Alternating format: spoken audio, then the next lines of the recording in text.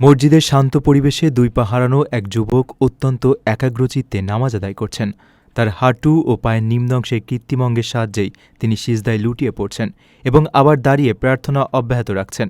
শারীরিক সীমাবদ্ধতা থাকা সত্ত্বেও আল্লাহর প্রতি তার এই গভীর ভক্তি এবং অবিচল নিষ্ঠার দৃশ্যটি উপস্থিত মুসল্লি ও নেটিজেনদের হৃদয়ে গভীর আবেগের জন্ম দিয়েছে। জীবনযুদ্ধের প্রতিকূলতাকে জয় করার এমন বিরল দৃষ্টান্ত প্রতিনিয়ত আমাদের অনুপ্রাণিত করে।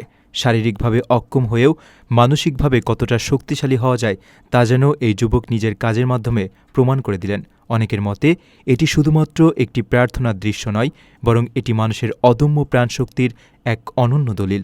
প্রতিকূলতাকে তুচ্ছ করে নিজের বিশ্বাস ও লক্ষ্যের প্রতি স্থির থাকার এই মানসিকতা যে কোনো মানুষের জন্য পরম ধৈর্যের শিক্ষা হিসেবে গণ্য হতে পারে। ধর্মীয় বা ব্যক্তিগত বিশ্বাসের জায়গা থেকে এই যুবক যে আত্মিক প্রশান্তি খুঁজে নিচ্ছেন তা বর্তমান যান্ত্রিক জীবনে অনেককেই নতুন করে জীবনের অর্থ বুঝতে সাহায্য করবে। তার এই নীরব প্রার্থনা আমাদের শেখায় যে ইচ্ছা থাকলে উপায় হয় এবং মনের শক্তি সব শারীরিক সীমাবদ্ধতাকে অতিক্রম করতে পারে।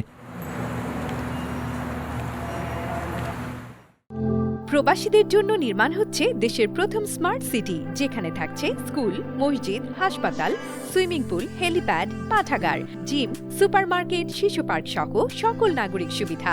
মাত্র ৩০ লাখ টাকা বিনিয়োগে মিলছে আকর্ষণীয় ফ্ল্যাট। প্লাটিনাম ইনভেস্টরদের জন্য ঢাকা বিমানবন্দরে ভিআইপি প্রোটোকল সুবিধা। বিস্তারিত জানতে যোগাযোগ করুন স্ক্রিনে দেয়া হোয়াটসঅ্যাপ অথবা ইমো নাম্বারে।